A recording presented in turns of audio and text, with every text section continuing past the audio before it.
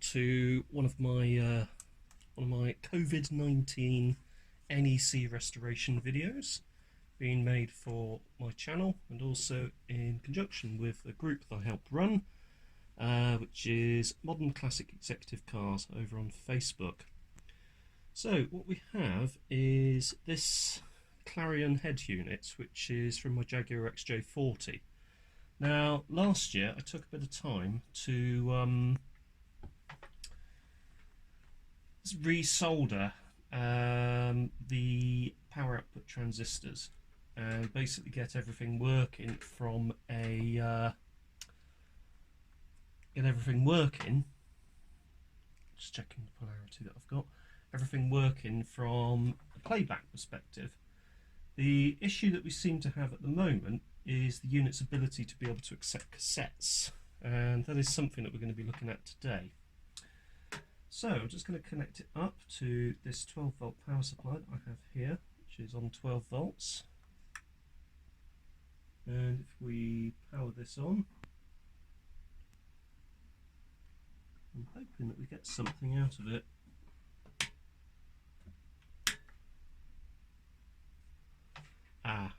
So we're connected up to brown at the moment, and that's why. So let's take this one and connect this one to the black.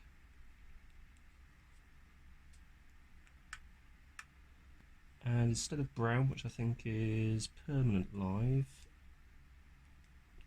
let's connect to that one. There we go.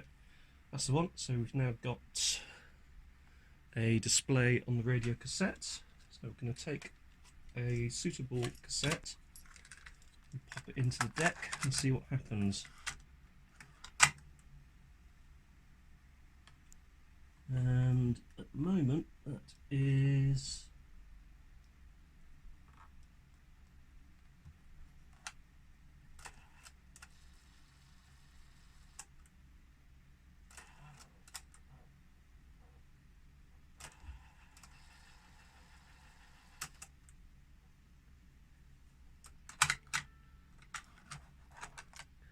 I believe that was actually playing back. Let's put it in again and see.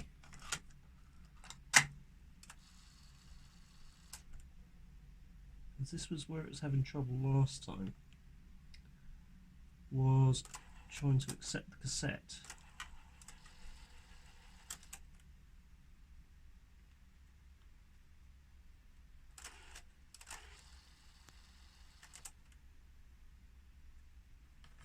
So it is in there at the moment. If we look in there, can we see it rotating?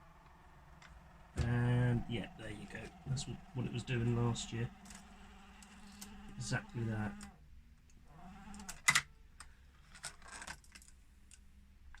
So what we're going to do is strip it apart. And I've got a selection of audio belts here, which I use in a lot of my other projects. A good mixture of basically these square belts, as they're known, so a good size. And what I'm hoping to be able to do, if I just undo these, put those out of the way, is get inside this unit and replace the actual drive belt. So that's going to be quite interesting. So we've got these two screws on the top which we need to remove. Now you'll also notice in this region we have 1, 2, 3 screws. This fourth one is actually beyond the top cover, but we've got these 3 which need to come out. And if I remember rightly, these actually go into the heatsink that the power output transistors go onto. So let's get those out. Let's check around the back. We have 2, so we've got 1 here and 1 here that we need to remove.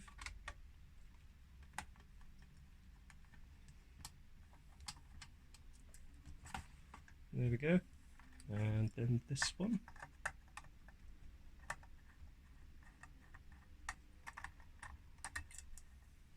Perfect, there we go. So So what we should be able to do, just checking that there's nothing else hiding away, is we should be able, in fact you can see it's beginning to go here, to gently prise up this top cover. And once we have prised up the top cover, need to give it a bit of a wriggle on this side. So as you can see, it locks in here, there and there. So we need to prise it gently from all angles. And once you've prized it, it comes up and you are greeted with the actual mechanism. Yes, I was right. So this is the heatsink for the power output transistors. And last year when I was playing with this, I took the heatsink off and resoldered all of the dry joints in this particular area because we were missing a number of channels. So once I'd done that, I was then some of this heat paste here, reapplied some of the heat paste. You've got the 2 transistors under here, one for each channel. So basically reapplied some of the new paste under there and put the heatsink back on, and then everything was fine. And those 3 screws that you put into the top bring it all together and sort of lock it into place and seal the paste to the heatsink. So this is the mechanism here, this section here. Now the actual belt is right the way underneath, so we're going to have to find a way to get in. So we've got the motor here, and the motor drives the belt underneath. So we're going to have to find a way in there and see if we can actually do this. Now, let's see what it's actually doing with the lid off. So, if we grab our positive will be going onto this green wire, and our negative will be going onto the black wire. Okay, so powered back up again. So we pop the cassette in place. You can see that it is struggling to turn.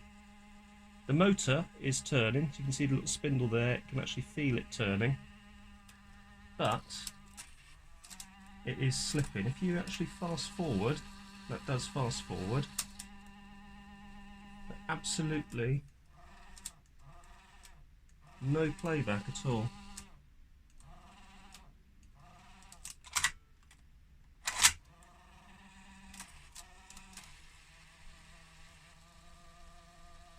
However, it does rewind. And you can see here that the head and capstan and pinch roller are not engaging. So that's quite interesting. Interested to see why that's not happening, because that should be happening. We've got a relay here. I don't think it's got anything to do with it.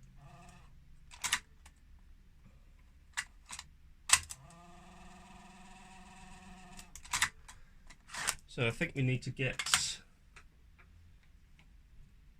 all of the covers off, get a look underneath this and see exactly what's going on. So let's take a look at the bottom. Now the bottom looks like it's held in with a couple of screws here. So we've got a screw here,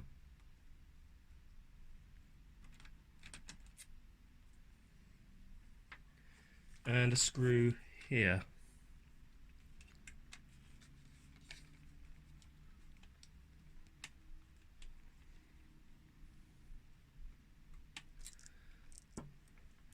There we go. Now,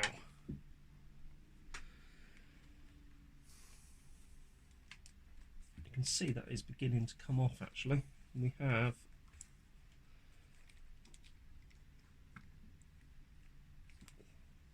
this wire here, which is our negative connection. So it actually earths to the body of the radio cassette itself. So let's see, gently prise away. Let's put it up this way. There we go.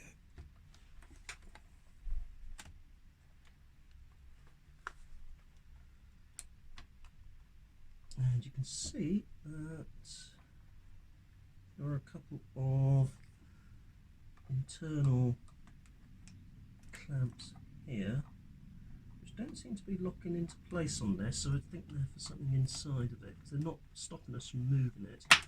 The one that's stopping us seems to be this one here, so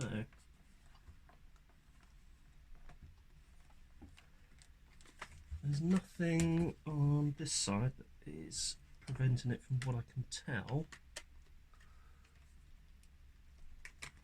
What we will do is we'll get a small flat blade in there and we'll just try a tiny little bit of levering, see if we can persuade it a little. So, here we go, gentle bit of persuasion, and up it comes, there we go. So gently does it, we need to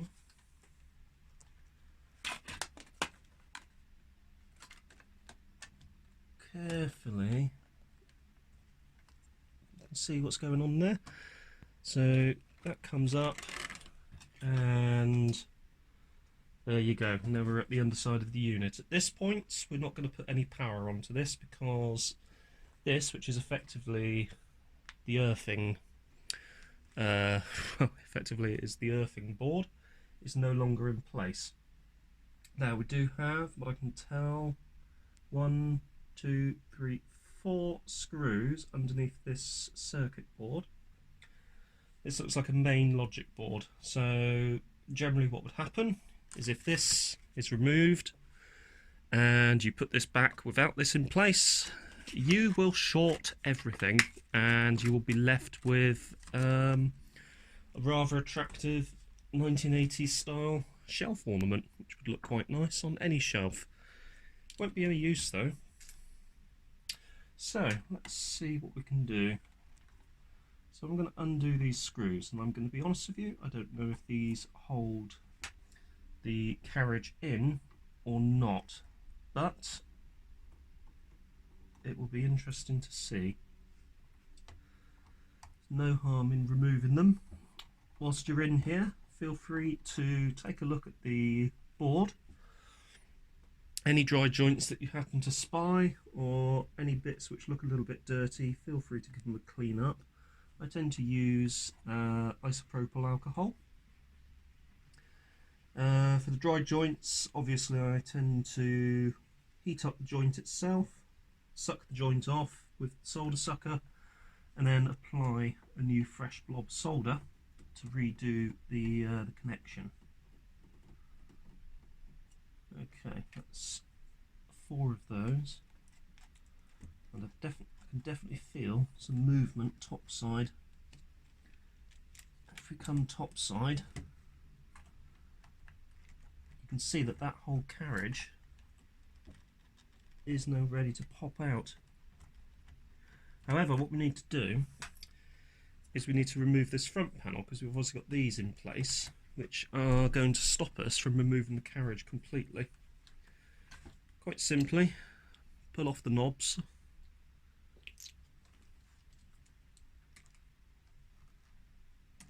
like so. You're left with a front panel, but with a little bit of gentle persuasion, as it is clipped into the metal frame. Well, a little bit of gentle persuasion will come away. Be careful though, because as you can see, you have these ribbon cables here. These connect to the front buttons and the display on the front of the unit, so do not push this or pull this too hard. All you want to do is get it out so that you have enough leeway to bring out the tape unit itself.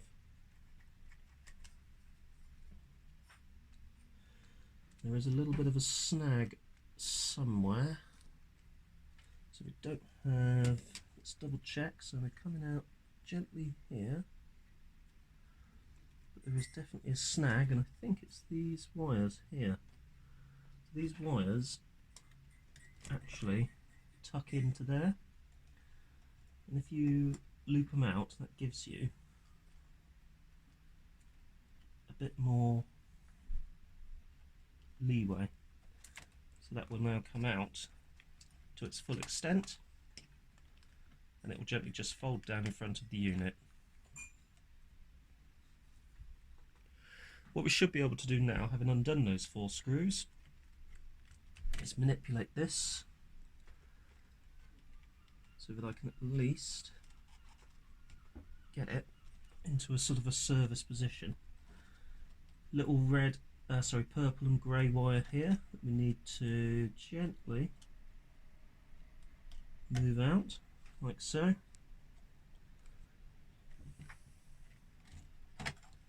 And ever so gently on the other side. We should be in a position where we can see what's going on underneath, and here we are. So here's our belt, and look at that, immediately, hopefully immediately, you can see what the problem is. The belt is unbelievably slack, and that's why we're getting no movement whatsoever. So the belt comes around the motor, around this spool, and around this idler here.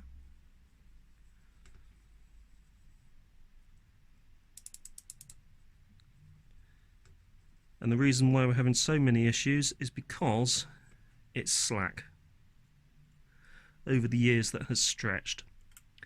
So what we need to do is we need to pop this belt off.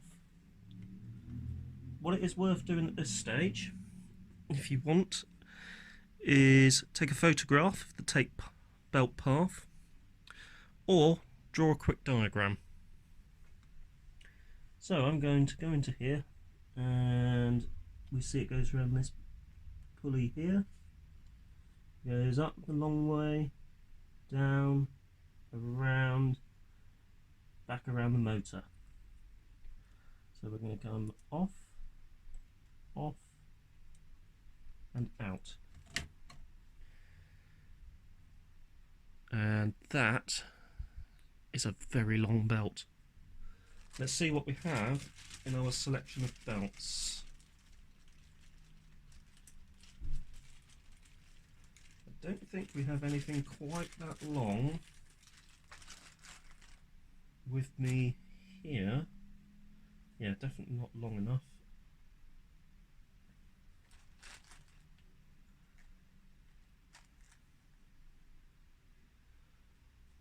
So nothing long enough in that selection. I'm going to go and see what I have in my collection of belts, because I may have a VCR belt which will do the job. So hold fire and I'll be back shortly. So I found something that might work. It is a bit thicker than the other one and about 1 inch shorter, but given this has stretched over the years, this is probably stretched by at least a couple of centimetres. So this one, albeit quite a fat square belt, may actually do the job. So let's see what happens. So we're going to go round, and actually I've just noticed there's another belt underneath that, this tiny little one here, which is also exceptionally slack. So let's bring that one out, and that's going to be a whole load of fun bringing that one back in. Thankfully I do have ones which are about that sort of size within the collection of belts that I've got here. So let's see what we have.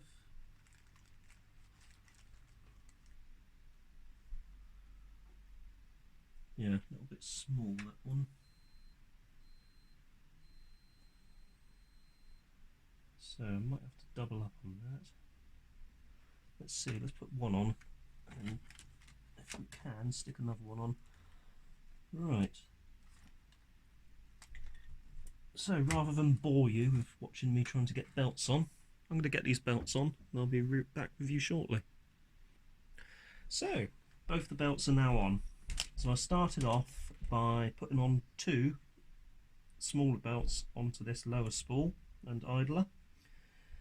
Then finished off with the large square belt going around the whole transport. So there's our very stretched large belt, which can now go into the bin. And we also have our smaller belt, which has fallen onto the floor and is there. So what we need to do now is to carefully reassemble the unit. So to do this, I'm going to come back up to the top side very gently so I don't snag anything, and we need to keep these wires clear of these mounting points here. So we're going to bring these out, make sure that they don't snag the various parts of the unit. We're going to bring those out the way as well. We're going to come across and we're going to go ever so gently down into here, into the frame itself. So very gently does it. You might need to come in this way because we've got this little lip here. So we come inside like so, making sure that no wires are snagging anywhere, and down, and we're in. What we can do now is we can carefully bring up the faceplate, making sure that we don't snag anything on the way up, and we can ever so gently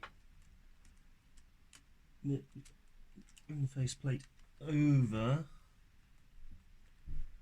and a couple of clips on the side. We should be able to, that's one side, almost, that's one side, and that's the other side. There we go, that's back in. What we need to do now is just tidy up these wires. So we're going to go, these ones will just go back down into the unit itself and they will tuck away quite nicely. These ones are a different story because there's quite a lot of excess wireage. So we're going to come down into the back of the machine like this, follow this conduit here, you can see there, bring these down like so, making sure that you don't crush any of the capacitors or disturb them at all. And we're going to just gently pop these wires back into this little conduit management, cable management system there, making sure that they just tuck nicely out of the way. And there you go. So they're now out of the way. What we can do now is actually bring our base plate over and put this back on now. So if you remember, it was this side here, like so, making sure that you keep the cardboard board in place unless you want to short out everything. Keep it snag free, keep it cable free, and just bring the unit over like so. Just ease it gently in place like so. So we may need to go around to the other side to see what's going on. So this one will come up and eventually go over like that. But this side, I think we're a little bit too far over, so we need to come over and down. And I think we're in actually. So yeah, we're in.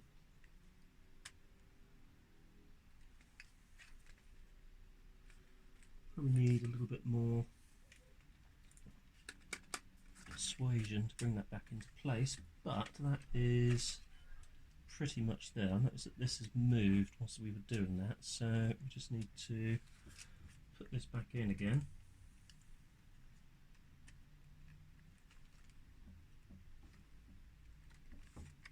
So the front panel actually moves slightly whilst we were bringing that back down, so we need to gently manipulate that back into place like so. And so likewise over here. Make sure that your various control spindles are showing through quite nicely. Gently does it. Excuse me. That one does not want to play at all, does it? That's really being a bit of a pain. That one. There we are. That's that one. And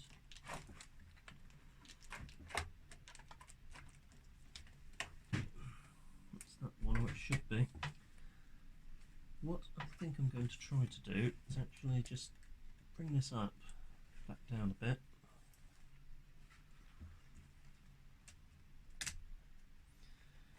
Get this into place without this being present.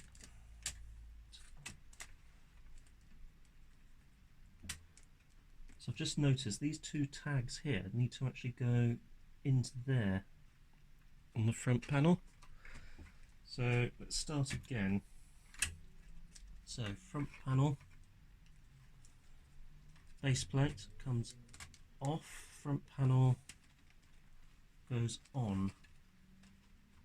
So off with the base plate, on with the front panel.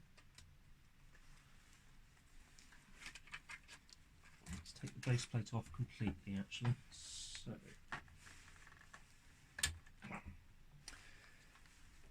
these are always fussy to work with, always.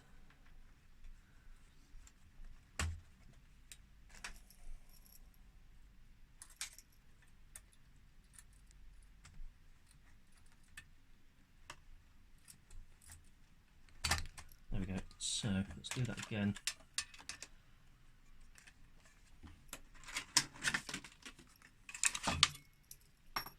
So front panel goes on. Gently does it.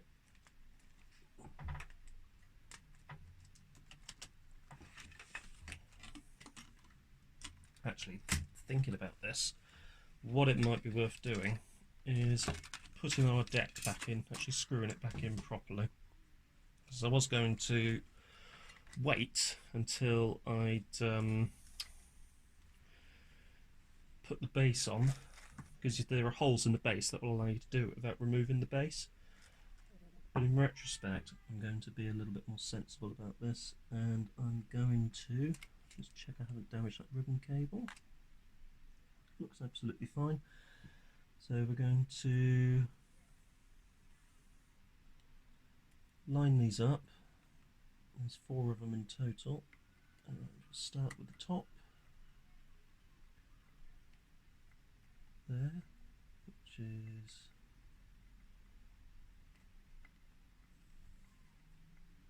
hopefully going in.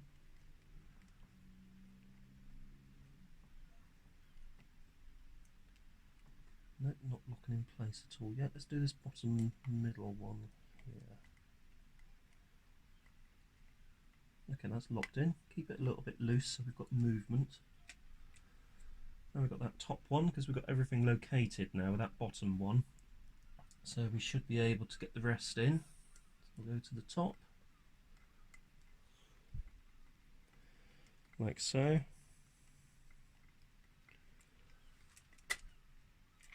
Top one's still not going in. Alright, let's leave that one for a second.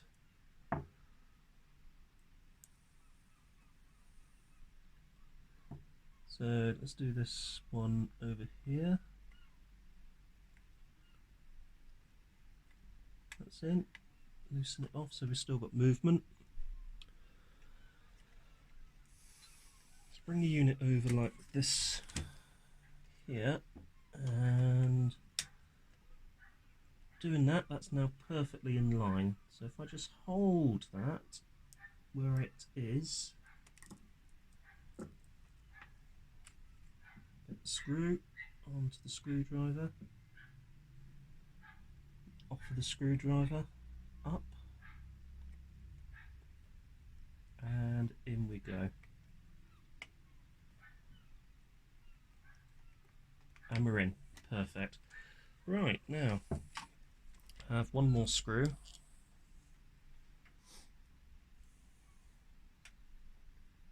And down and in. And we'll just go around. Don't need to be super tight because it's just locking that in place. Those are now in place. So, front panel, make sure that's aligned with those buttons, and we come in, clip in, and this side also clipped in place. So that front panel is now back in place. So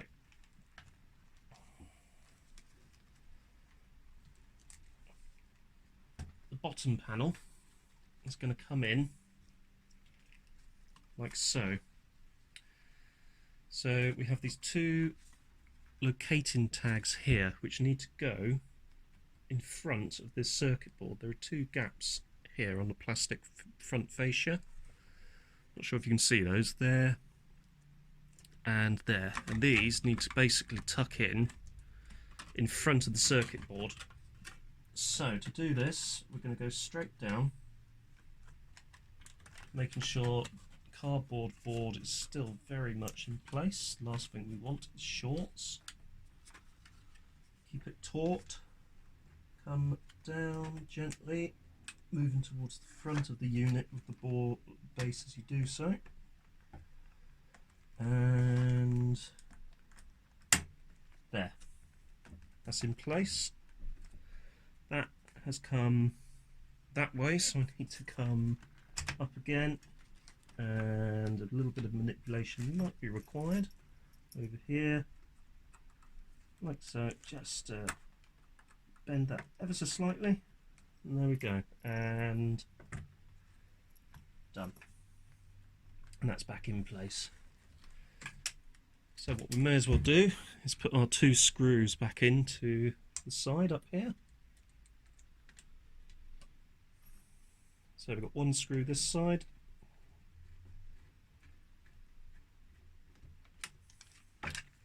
one screw on the other side,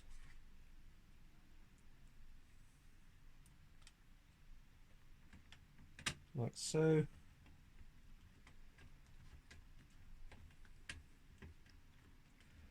Okay, and we're back in. So we need to just put our front buttons back on. So the buttons, as you can see, keyed, so it doesn't matter what way they go on, they will always be correct. And there's our base back in. Now we've got the on-off switch, so we have this one which locks in there. Volume control, cut out there, little cut out, I'm not sure if you, yeah, there you go, little cut out there, back on, and done.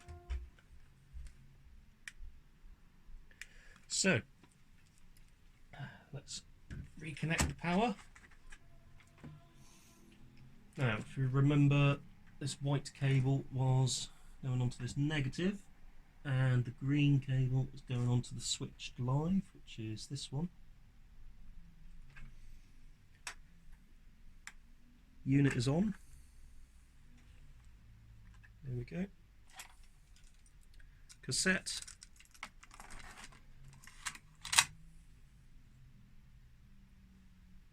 Supposed to be playing.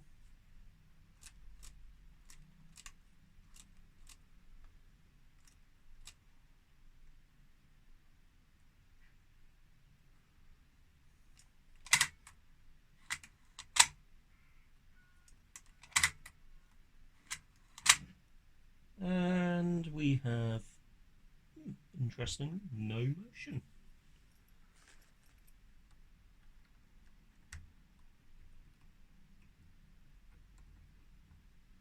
I've got a feeling that belt that I put on in replacement for the really long belt, because it was thicker and about an inch, 2.5 centimetres shorter, it's actually running too tight, so the motor can't even spin. That's probably why I had one like this. So what I'll need to do is get back inside here again and put a better sized belt back on. So I'm not going to keep you watching whilst I do that, as we've already been through all of this, but I will be back with you shortly. So you join me back with the cassette deck, and we still have a bit of noise, but that might be because I've doubled up on one of the belts. Now, the doubled up belt, what that actually does is it drives the mechanism here for bringing the head and capstans, head and pinch rollers down onto the capstans. It's a what's it called? Auto reverse deck. So if I just pop this in, see that comes down, tape starts to play. I press the Pro button. That's now switched, I think, sides. There it goes, yep. So it's now playing one side and the other. Let's see what it does. Yeah, so that is actually playing now, which is good. Which it wasn't doing before. So there is quite a bit of noise, and that might be quietened up with a bit of grease, because I noticed that there are a number of grease points on each of those cogs that are sort of underneath the deck itself. So probably for a future project I'll actually grease those up. But for now I just wanted to make sure that it was actually working, doing what it should. So what I think I'm going to do, is I'll just eject this for the moment. You'll also note what I've done as well is I've put these screws back in to hold in the power output transistors up against the heatsink. Even though they were stuck on there with the paste anyway, because we have the cover off for an exposed period, I wanted to put those in just to make sure that we don't have any sort of overheating issues. I'm just going to turn this off. I'm going to see if I've got a pair of speakers that I could hook up and see if this works. So we've got it hooked up to a speaker, and there are some quite frankly hilarious results. And air conditioning systems. The graphic symbols immediately below the controls. If anything, the motor, I think, is running a little bit slow. So it may be the belt that I put on there doesn't have enough slack, so the motor might be sort of straining against it. It could also be, quite simply, that one of the drives for the motor is not giving it enough juice. Now, unfortunately I don't have a circuit diagram for this, so I would need to try and locate a circuit diagram so I can actually understand if there is a potentiometer that I could adjust to try and put a bit more power to the motor. Because at the moment... In the event of an electrical failure, the sunroof can be opened or closed manually, with the handle located behind the removable panel at the front of the sunroof. Now let's look at the driving controls and the driving support information available from the warning lamps and instruments. The electronic automatic transmission provides a choice of driving mode. It's not terrible. With the shift lever in D, 4-speed operation with general driving gear change. That does seem to be getting a bit better. Position S selects 3-speed operation with sports gear change points. Yeah. If the S4 switch is subsequently depressed, let's wait for the lady to come back on, because her voice was a bit sort of toned down. The instrument panel is illuminated. Let's see what we got. The S4 switch only operates when the shift lever is in the position S. Your Rover Sterling is fitted with cruise control, operated by pressing the master switch located on the right-hand fascia panel. This switch is identified by the motorway symbol. When the car has reached the speed you wish to maintain, press the cruise control. Let's fast forward a bit. the left-hand resume. The instrument switch panels and vehicle map carry symbols to that's identify the better. subjects they represent. When illuminated, the colour of the light defines the level of importance. That is a you lot should better. attach The to more it. it's used, the better it seems to get. Red warns that immediate attention is required. Orange indicates a caution, and green or blue show that the unit Yeah. Whoops. That's just the cable I'm using for the speaker has just popped control out. and anti-lock braking There we systems go. and low air temperature warning lamps are some of the many driver visual indicators provided. So, the next stages for this. For now, I'm going to put it back together because I've got a different cassette deck that I'm going to be putting into the car. That's a project that's actually coming up. Oh, that's actually quieting down. Is that still working? The distance travelled. It's getting instant better and all the average time. fuel consumption, I don't understand the that. estimated Actually, I time of do. It's arrival, just the way these and things fuel go. used will be You displayed find by the with old electrical equipment, especially stuff that has a wide selection of these electrolytic capacitors, you find that if they've been stored generally in a dry condition, no moisture or anything like that, the capacitors, certain manufacturer of capacitors, they will dry out. You can get these little purple Matsushita ones that will tend to sort of dry out and go squiffy in value. Other capacitors seem to work absolutely fine, and you find that if you sort of power something back on, particularly sort of a tape deck or a VCR, a lot of the functions will be a little substandard until the unit is actually warmed up. So sometimes it is best, certainly with old tape decks like this, to power them on and just let them play for a bit. Let everything, you know, sort of bed back in again. Leave it running for about half an hour to an hour or so. Same with old television sets, old CRT sets. If you turn on an old television set and you find the picture is not as bright as it should be, provided that the tube isn't knackered, let's say, you can leave the set just displaying snow, leave it for an hour or so. And generally that's enough just to burn off any excess sort of residue that may be on the cathodes. If you find that it's still not working, then you do have to get your tube tester out and start fiddling about with the tube and rejuvenation, which is actually quite fun, having done it myself a few times. And if a tube is borderline, you can, you know, destroy the tube. Again, done that a couple of times. Anyway, let's see what this is like at the moment.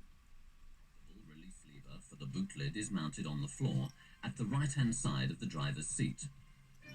As previously mentioned, the release lever lock can only be operated with the black key. If anything, a little bit fast, maybe. To release the bonnet, pull the lever located below the right-hand side of the fascia. Regular maintenance is the key to trouble-free motoring. However, And it is in your best interest. working nicely. That seems to have settled down rather well, actually. I don't think there's anything else I need to do with this right now. This is in usable condition, definitely. So, if you have found this video interesting, I do hope you have, don't forget to hit the like button. Also, please consider subscribing. I tend to do these videos mainly as sort of, well, sort of self-therapy in a way, because it just sort of gets me out doing and involving myself with my various hobbies. But having sort of people subscribe and hopefully enjoy what I do is just a nice side effect of doing this. So yeah, if you want to subscribe and you want to see more videos like this, please hit the subscribe button. We're coming up into the summer months now, so hopefully if the country hasn't shut down completely and I can still get supplies, we should be doing a bit of work on the various cars coming into the summer. Anyway, once again, thank you very much for watching, and I will see you again soon.